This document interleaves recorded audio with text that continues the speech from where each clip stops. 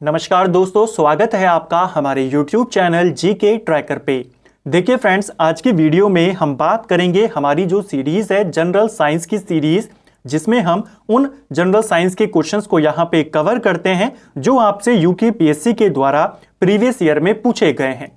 इन सभी क्वेश्चंस को हम पूरी एक्स्ट्रा फैक्ट के साथ, कॉन्सेप्ट के साथ कवर करते हुए चलते हैं। अभी हमने 2 पार्ट में 40 क्वेश्चंस को डिटेल में कवर किया है। ये हमारा इस सीरीज का तीसरा पार्ट होगा। अगर आपने इस सीरीज के प्रीवियस पार्ट्स को नहीं देखा है, आप उन्हें प्लेलिस्ट से जाके देख सकते हैं। इसके अलावा यूकेपीएससी के प्रीवियस ईयर के जीके के क्वेश्चन भी आप प्लेलिस्ट से जाके देख सकते हैं। तो चलिए दोस्तों, आज की क्लास को शुरू करते हैं। आज का हमारा पहला क्वेश्चन है, धातुओं को जोड़ने और काटने में प्रयोग में लाई जाने वाली गैस कौन सी है? तो किस गैस का इस्तेमाल वेल्डिंग में किया जाता है और धातुओं को अलग करने के लिए काटने में भी किया जाता है? ठीक है, वो गैस है आपकी इथाइन।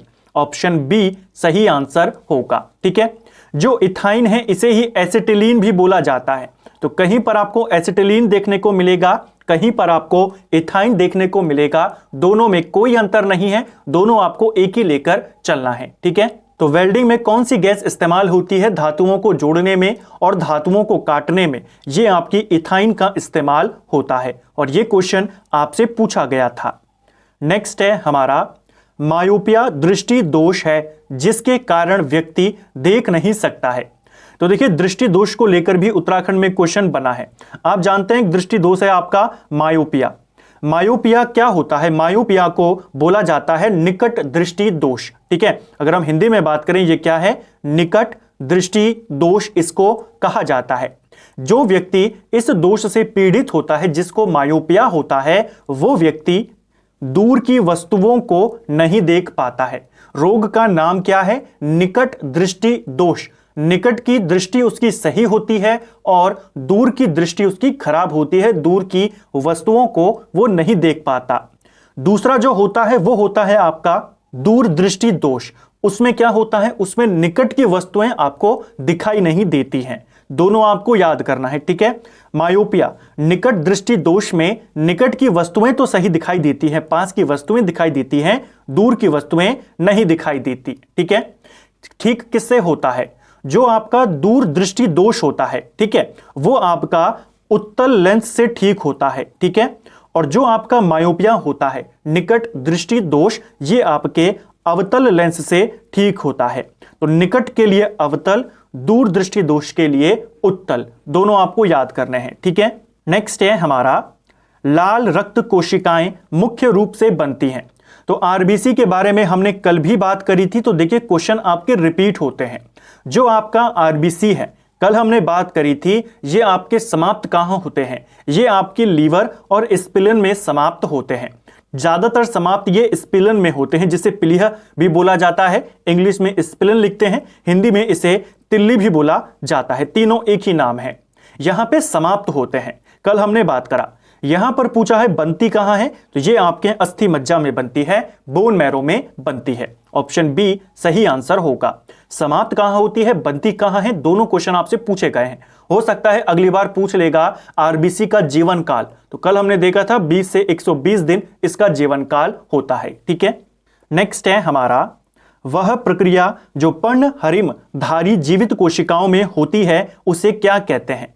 यानी कि जो क्लोरोफिल वाले जो जीवित कोशिकाएं होती हैं, जिनमें क्लोरोफिल होता है, जैसे हमारे जो प्लांट्स होते हैं उनमें क्लोरोफिल होता है, जो हरे पादप होते हैं, इनमें जो प्रोसेस होती है उसे प्रकाश संश्लेषण बोला जाता है। फोटोसिंथेसिस को लेकर कल भी एक क्वेश्चन था और आज भी एक क्वेश्चन है। दोनों क्वेश्चन आपके पेपर में आए हैं। फोटोसिंथेसिस को लेकर कुछ बातें हमने कल करी थी, बाकी की बातों को यहां पर करेंगे। फोटोसिंथेसिस में आवश्यक तत्व क्या होता है, यह क्वेश्चन बनता है। किस किस चीज की जरूरत होती है फोटोसिंथेसिस करने में? जो पौधे होते हैं, इस प्रक्रिया से वो अपना भोजन बनाते हैं। जो लाइट एनर्जी होती है उसे केमिकल एनर्जी में कन्वर्ट करते हैं। इसमें आपको जल की आवश्यकता होती है, इसके अलावा प्रकाश की आवश्यकता होती है, क्लोरोफिल की आवश्यकता होती है और साथ में कार्बन डाइऑक्साइड की आवश्यकता होती है। इन चारों को आपने याद करना है। किसकी आवश्यकता नहीं होती है? ऑक्सीजन की नहीं होती है। ये क्वेश्चन पेपर में बन जाता है। जो पौधे होते हैं प्रकाश संश्लेषण करते हैं किसकी मदद से? कार्बन डाइऑक्साइड, प्रकाश, जल और क्लोरोफिल। क्लोरोफिल सबसे इंपॉर्टेंट यहां पर तत्व है। एक क्वेश्चन आपसे और बनता है, ये जो क्लोरोफिल होता है इसके मध्य में किसका एक परमाणु होता है? तो मैग्नीशियम का एक परमाणु इसके मध्य में होता है। इसको भी आपने याद करना है, ठीक है। नेक्स्ट है हमारा, निम्न में से कौन बायोगैस का मुख्य संगठक है? तो देखिए बायोगैस की अगर हम बात करते हैं, इसके इंपॉर्टेंट कंपोनेंट्स की बात करें तो इसमें आपका मीथेन होता है, साथ में इसमें आपकी कार्बन डाइऑक्साइड होती है, हाइड्रोजन होता है, इसके अलावा नाइट्रोजन, ऑक्सीजन, अमोनिया सब होते हैं। लेकिन बायोगैस का जो मेन कंपोनेंट होता है वो मीथेन होता है। ऑप्शन सी सही आंसर हो जाएगा।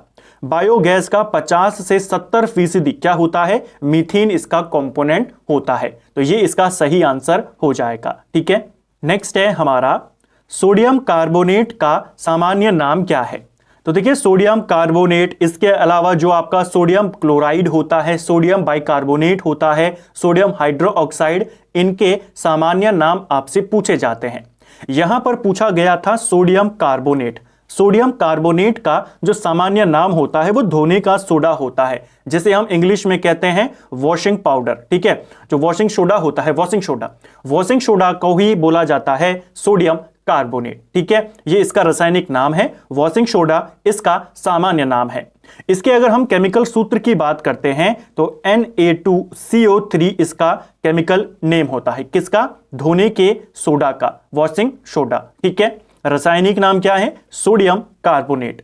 अगर हम बात करें सोडियम क्लोराइड की, जिसका साधारण नाम क्या है? उसका हम बोलते हैं नमक, ठीक है। इसका सूत्र क्या होता है? NaCl इसका सूत्र होता है। एक होता है सोडियम बाइकार्बोनेट, ठीक है, जिसका सूत्र होता है NaHCO3। यह है आपका सोडियम बाइकार्बोनेट। सामान्य बात करें ये आपका बेकिंग सोडा होता है, ठीक है। बेकिंग सोडा को क्या बोलते हैं अगर हम केमिकल नेम की बात करें? Sodium bicarbonate. और एक होता है आपका सोडियम हाइड्रोक्साइड, जिसका सूत्र होता है NaOH। यह है आपका सोडियम हाइड्रोक्साइड, इसका सामान्य नाम होता है कास्टिक सोडा। इनको भी आपने याद करने हैं, इनके नाम, साधारण नाम आपसे परीक्षाओं में पूछे जाते हैं, ठीक है। नेक्स्ट है हमारा, निम्न में से कौन विद्युत का सर्वश्रेष्ठ चालक होता है? तो इलेक्ट्रिसिटी का सबसे बेस्ट चालक कौन होता है, कंडक्टर कौन होता है? ये होता है चांदी। इसको आपने याद करना है। जो चांदी होती है, जो सिल्वर होता है, ये बेस्ट चालक होता है, बेस्ट कंडक्टर होता है इलेक्ट्रिसिटी के लिए। इसको ध्यान करेंगे, ठीक है। नेक्स्ट है हमारा, एक उपग्रह में यात्रा करते हुए अंतरिक्ष यात्री को आकाश का रंग कैसा दिखाई देता है? यानी कि बात हो रही है अगर कोई व्यक्ति अंतरिक्ष में है, ठीक है, तो उसे आकाश कैसा दिखाई देगा? आप जानते हैं हमें आकाश नीला दिखाई देता है। किस वजह से दिखाई देता है? स्कैटरिंग ऑफ लाइट की मदद से। जो प्रकाश का प्रकीर्णन होता है उसकी मदद से हमें आकाश नीला दिखाई देता है, ठीक है। जो अंतरिक्ष है वहां पर वायुमंडल नहीं है। जब वायुमंडल नहीं है तो वहां पर प्रकाश का प्रकीर्णन नहीं होगा, जो स्कैटरिंग ऑफ लाइट होती है वो नहीं होगी, जिस वजह से अंतरिक्ष यात्री को आकाश काला दिखाई देता है। इसको आपने याद करना है। क्यों काला दिखाई देता है? क्योंकि वहां पर वायुमंडल नहीं है, वातावरण नहीं है। वायुमंडल की कमी के कारण अंतरिक्ष यात्री को आकाश कैसा दिखाई देता है? काला। इन दोनों बातों को आपने याद करना है, ठीक है। अगर लाइट का स्कैटर करना है, लाइट को प्रकीर्णन करना है, उसके लिए एटमॉस्फेयर जरूरी है, वायुमंडल जरूरी है, लेकिन अंतरिक्ष में नहीं है, जिस वजह से वहां पर लाइट का स्कैटर नहीं होता, लाइट वहां पर बिखरती नहीं है, और उस वजह से जो आकाश होता है अंतरिक्ष यात्री को काला दिखाई देता है। ये कारण भी और कैसा दिखाई देता है ये भी, ये दोनों क्वेश्चन आपके बनते हैं, ठीक है। नेक्स्ट है हमारा, चेचक और रेबीज कैसी बीमारी है? तो देखिए पहले ही वाले वीडियो से हम लगातार इन तरीके के क्वेश्चंस को कवर करते आ रहे हैं। बीमारियों को लेकर के और किन से ये होती हैं उनको लेकर के आपके क्वेश्चन लगातार बनते हैं।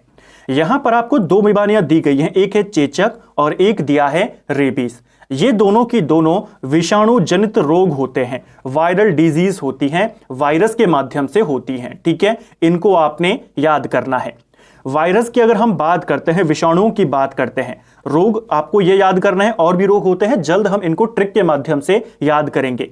वायरस को लेकर के आपसे 2-3 बातें और पूछी जाती हैं, उनको यहां पर देख लेते हैं। सबसे पहला सवाल आता है, वायरस की खोज किसने करी थी?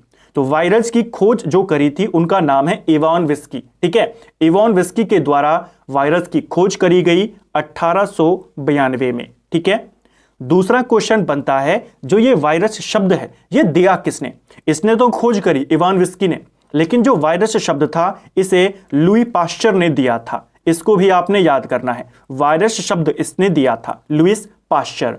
और ये वही लुई पाश्चर है जिसने पेस्चराइजेशन की प्रक्रिया को खोज निकाला। साथ में जो रेबीज है इसके टीके की खोज भी किसने करी? लुई पाश्चर ने करी। तो ये कुछ इंपॉर्टेंट क्वेश्चन जो आपसे बनते हैं। एक और क्वेश्चन आपका वायरस को लेकर बनता है, जो सजीव होते हैं और जो निर्जीव होते हैं। ठीक है, जो सजीव हैं और जो निर्जीव हैं, इन दोनों के बीच की कड़ी माना जाता है वायरस को। इसको भी आपने याद करना है। सीधा क्वेश्चन बनता है, सजीव और निर्जीव के मध्य की कड़ी किसे माना जाता है? आप बताएंगे वायरस को माना जाता है। ठीक है, नेक्स्ट है हमारा, भोजन में निम्न में से किसकी उपस्थिति मिनमाता रोग का कारण बनती है? देखिए, जो मिनमाता रोग होता है ये किसकी वजह से होता है, किसके प्रदूषण के कारण होता है? ये क्वेश्चन बहुत बार आया है। अगर आपके खाने में जो मरकरी होता है, ठीक है, जिसे हम हिंदी में कहते हैं पारा, तो पारा के कारण होता है आपका मिनमाता रोग। यहां पर है आपका मर्क्यूरिक क्लोराइड। ठीक है, तो मरकरी या पारा लिखा होगा ऑप्शन में, या मरकरी से रिलेटेड कोई चीज लिखी होगी, जैसे यहां पर मर्क्यूरिक क्लोराइड लिखा है, तो अगर आपके खाने में ये है तो उससे आपको मिनमाता रोग हो सकता है। ये क्वेश्चन बहुत बार एसएससी के एग्जाम में पूछा गया है कि पारा प्रदूषण के कारण कौन सा रोग होता है? मिनमाता रोग होता है। ठीक है, नेक्स्ट है हमारा, निम्न में से कौन सी गैस भोपाल गैस त्रासदी के लिए जिम्मेदार थी? तो यह क्वेश्चन आपके साइंस में भी पूछा जाता है और सामान्य ज्ञान में तो आता ही है। देखिए, जो भोपाल गैस ट्रेजेडी थी ये होती है आपकी 3 दिसंबर 1984 को, और इसमें कौन सी गैस जिम्मेदार थी जिस गैस की वजह से कई सारे लोगों की जान चली गई थी? गैस का नाम था मिथाइल आइसोसाइनाइड। ऑप्शन सी हमारा सही आंसर हो जाएगा। ठीक है, नेक्स्ट है हमारा, एंटीबायोटिक पेनिसिलिन उत्पादित किया जाता है। देखिए, जो पेनिसिलिन होता है यह एक प्रकार का एंटीबायोटिक होता है। ठीक है, इसको लेकर के क्वेश्चन आपसे बहुत बार बनते हैं। पेनिसिलिन की खोज किसने करी, कब की गई, और ये किससे बनता है? जो ये एंटीबायोटिक है पेनिसिलिन, ये आपका कवक से बनता है, फंगस से बनता है। ऑप्शन बी हमारा सही आंसर हो जाएगा।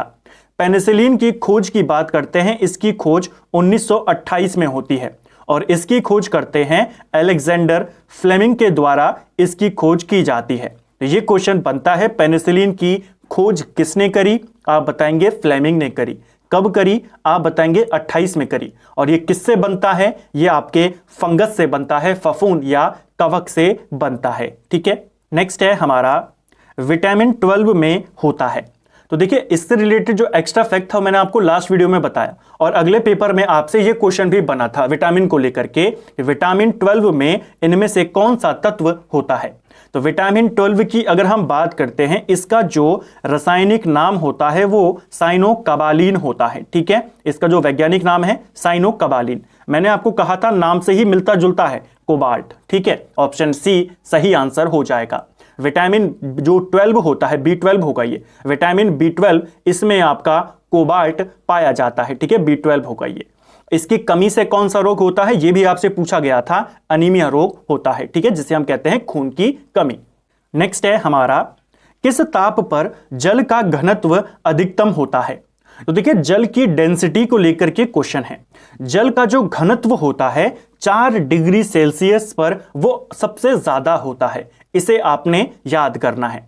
देखिए, जल जो होता है यह एक प्रकार का द्रव है। एक प्रकार का क्या है? द्रव है, यानी कि एक लिक्विड है।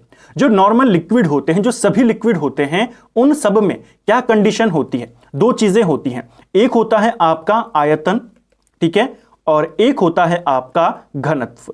ठीक है, जो आपके सारे लिक्विड्स होते हैं जल के अलावा, उन सब में क्या होता है, जब उनको गर्म करना शुरू करते हैं सारे लिक्विड्स को पानी के अलावा, तो धीरे धीरे जब उनको हम गर्म करते हैं उनका जो आयतन होता है वो बढ़ना शुरू हो जाता है और उनका घनत्व घटना शुरू हो जाता है। ठीक है, यह है नॉर्मल लिक्विड्स की। लेकिन जल में क्या होता है, जल को जब हम गर्म करना शुरू करते हैं उसका घनत्व बढ़ना शुरू हो जाता है और आयतन गिरना शुरू हो जाता है, यानी इस प्रोसेस का उल्टा। यह घनत्व बढ़ता रहता है 4 डिग्री सेल्सियस पर आकर यह मैक्सिमम होता है। जब हम पानी को 4 डिग्री सेल्सियस से ज्यादा गर्म करते हैं उसके बाद पानी नॉर्मल लिक्विड की तरह बिहेव करता है, उसके बाद उसका घनत्व नीचे आना शुरू हो जाता है इसकी तरह, और उसका जो आयतन होता है वो बढ़ना शुरू हो जाता है।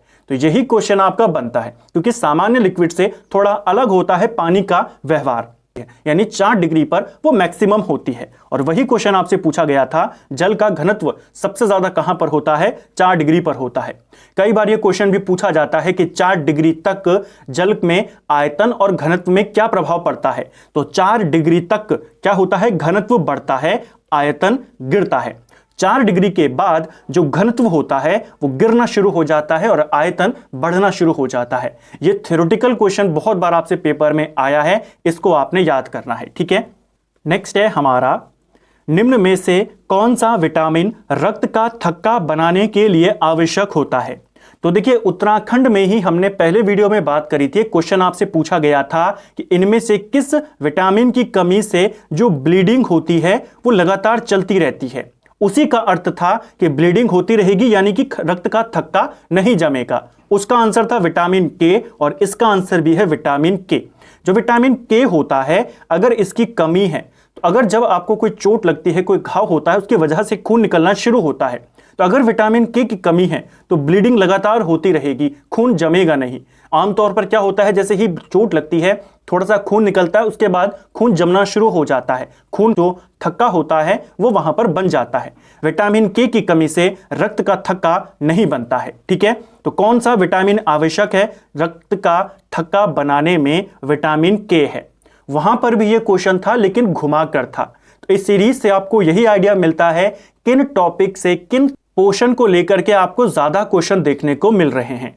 कल से हम जो साइंस की टॉपिक वाइज सीरीज है उसको भी शुरू करेंगे, उसको भी हम प्रॉपर तरीके से आपका कवर करेंगे। एग्जाम से पहले मैक्सिमम पोर्शन हम कवर कर चुके होंगे, एक अलग तरीके से और सबसे इफेक्टिव तरीके से हम साइंस को कवर करेंगे। ठीक है, तो चलिए अब आगे चलते हैं। नेक्स्ट है हमारा, पारिस्थितिकी तंत्र में जो हरे पादप होते हैं वो क्या होते हैं। देखिए, इकोसिस्टम के अंदर जो प्लांट्स होते हैं ये आपके उत्पादक होते हैं, प्रोड्यूसर्स होते हैं, क्योंकि यही अपना खाना खुद बनाते हैं, किसी दूसरे को तो ये खाते हैं नहीं, तो ये उपभोक्ता तो होंगे नहीं। ये किसी को डिकम्पोज करने का भी काम नहीं करते, ना ये कुछ परजीवी की तरह पर व्यवहार करते हैं। जो आपके उत्पादक होते हैं ये अपना खाना खुद बनाते हैं और दूसरों के लिए खाना बनते हैं, जैसे आपके पेड़ पौधे हैं। तो ये क्या होते हैं, हरे पादप, ये उत्पादक होते हैं। ठीक है, ऑप्शन डी सही आंसर हो जाएगा। नेक्स्ट है हमारा, निम्न में से कौन सा रंग का प्रकाश कांच के अंदर सबसे धीरे चलता है। तो देखिए, कांच के अंदर कौन सा प्रकाश सबसे धीरे चलता है आपने बताना है। यहां पर स्पेशल कंडीशन है कांच के अंदर। ध्यान रखना, जब प्रकाश कांच के बाहर होगा, यानी निर्वात में होगा, एयर में होगा, वायु में होगा, वहां पर सभी सामान्य गति से चलते हैं, वहां पर कोई फर्क नहीं पड़ता कौन सा प्रकाश है, किस रंग का प्रकाश है। सामान्य कंडीशन में सबकी गति बराबर होती है। लेकिन जब हम कांच की बात कर रहे हैं, कांच के अंदर आपको विबग्योर याद करना है। ठीक है, जो विबग्योर होता है, इस आधार पे कांच के अंदर जो लाल रंग होता है, जो सबसे एंड में है, ये सबसे तेज चलता है। उसके बाद आपको इस तरीके से चलना, और सबसे कम कौन चलेगा, बैंगनी चलता है। तो इसको आपने याद करना है। स्पेशल कंडीशन क्या है, कांच के अंदर सबसे तेज कौन चलता है, लाल। सबसे धीरे कौन चलता है, बैंगनी। हमसे पूछा है धीरे, बैंगनी को आप टिक कर देंगे। ठीक है, नेक्स्ट है हमारा, पानी का शुद्धतम रूप क्या होता है। तो पानी की सबसे प्योरेस्ट फॉर्म की अगर हम बात करते हैं वो बरसात का जल होता है। ऑप्शन डी सही आंसर होगा। ग्राउंड वाटर पर टिक नहीं करना है, सरफेस वाटर पर टिक नहीं करना है, वेल वाटर पर टिक नहीं करना है। सबसे जो शुद्ध रूप होता है, जो आसमान से आता है, बरसात का जल, वर्षा का पानी, ये सबसे शुद्ध रूप होता है पानी का। ठीक है, नेक्स्ट है हमारा, किस माध्यम में ध्वनि की चाल अधिकतम होती है। देखिए क्वेश्चन को ध्यान से पढ़ना, यहां पर ध्वनि पूछा गया है। दो चीजें आपसे पूछी जाती हैं, या तो आपसे साउंड के बारे में पूछेगा या आपसे लाइट के बारे में पूछेगा। जो लाइट होती है ये सबसे ज्यादा तेज वैक्यूम में चलती है, वैक्यूम में साउंड नहीं चलता है, तो इसका आंसर निर्वात नहीं होगा। कई बार कंफ्यूजन हो जाता है। जो साउंड होता है, जो ध्वनि होती है, इसको एक जगह से दूसरी जगह जाने के लिए कोई ना कोई माध्यम की आवश्यकता होती है, ठीक है। लाइट जो होती है सबसे तेज वैक्यूम में चलती है, लेकिन साउंड की बात करें इसका बिल्कुल उल्टा होता है लाइट से। जो साउंड है सबसे तेज धातुओं में चलती है, मेटल्स में चलती है। ऑप्शन ए हमारा सही आंसर हो जाएगा। अगर हम क्रम की बात करें, सबसे तेज चलती है धातु में, ठीक है, साउंड, और उसके बाद चलती है तरल में, और उसके बाद सबसे कम चलती है गैस में। जबकि लाइट उल्टा होता है, सबसे तेज निर्वात में, उसके बाद गैस में, उसके बाद तरल, और उसके बाद सबसे कम तरल धातु में चलती है आपकी लाइट। दोनों को आपने याद करना है, दोनों को लेकर आपसे क्वेश्चन बन जाता है। अगर हम बात करें किस धातु में सबसे तेज चलती है ध्वनि की, अगर हम चाल की बात करें जो अलग अलग स्टेट्स होती हैं उनमें, गैस की बात करते हैं, अगर हम हवा में बात करें, हवा में ध्वनि की चाल होती है 330 मीटर प्रति सेकंड, ठीक है। अगर हम लिक्विड की बात करें यानी पानी की बात करें, तो पानी में ध्वनि की जो चाल होती है 1480 मीटर प्रति सेकंड होती है। और अगर हम सॉलिड की बात करें यानी स्टील की बात करें, स्टील में ध्वनि की चाल सबसे तेज होती है, 5920 मीटर प्रति सेकंड इसकी चाल होती है। तो आप देख सकते हैं ध्वनि सबसे तेज धातु में चलती है, उसके बाद लिक्विड में, और उसके बाद हवा में, ठीक है। नेक्स्ट है हमारा, कृत्रिम रूप से फलों को पकाने के लिए उपयोग में आने वाली गैस कौन सी है। तो आर्टिफिशियल तौर पर जो फलों को पकाया जाता है, उनको पकाने के लिए आप किस गैस का इस्तेमाल करते हैं। एथिलीन और एसिटिलीन का इस्तेमाल किया जाता है। ऑप्शन डी हमारा सही आंसर होगा। देखिए दोनों एक ही हैं। एथिलीन की अगर हम बात करते हैं, एथिलीन जो होता है एक पादप हार्मोन होता है, ठीक है। ये क्या है, एक प्लांट हार्मोन है। प्लांट हार्मोन को लेकर भी क्वेश्चन बनते हैं, इसको भी हम जल्द कवर कर जाएंगे एग्जाम से पहले। अगर हम बात करते हैं एथिलीन की, ये क्या होता है, एक पादप हार्मोन होता है। कई सारे प्लांट्स हार्मोन होते हैं, उन सब हार्मोन में एकमात्र हार्मोन है जो गैस की फॉर्म में पाया जाता है, ठीक है। एक क्वेश्चन तो आपको यह याद करना है, कौन सा एकमात्र पादप हार्मोन है, प्लांट हार्मोन है, जो गैस के रूप में भी पाया जाता है, वो है आपका एथिलीन, ठीक है। फलों को पकाने के लिए इसका इस्तेमाल किया जाता है, साथ में एसिटिलीन इसका इस्तेमाल भी होता है। तो दोनों को आपने याद करना है, यहां से आपका क्वेश्चन बन सकता है। तो फ्रेंड्स ये था हमारा जो हमारी सीरीज है उत्तराखंड जनरल साइंस सीरीज, जिसमें हम सामान्य विज्ञान के प्रीवियस ईयर के क्वेश्चंस को यहां पे कवर करते हैं। सभी क्वेश्चन जो आपसे उत्तराखंड में किसी ना किसी एग्जाम में यूकेपीएससी के द्वारा पूछे गए होते हैं। उम्मीद है आपको आज का वीडियो पसंद आया होगा। अगर आपको ये वीडियो पसंद आई है तो वीडियो को लाइक करें। अगर आप चैनल पर पहली बार आए हैं, चैनल को सब्सक्राइब करें, अपने दोस्तों के साथ शेयर करें। वीडियो आपको कैसा लगा कमेंट बॉक्स में हमें ज़रूर बताएं, और इसी प्रकार की वीडियोस को देखने के लिए चैनल की प्लेलिस्ट को विजिट ज़रूर करें। Thank you friends.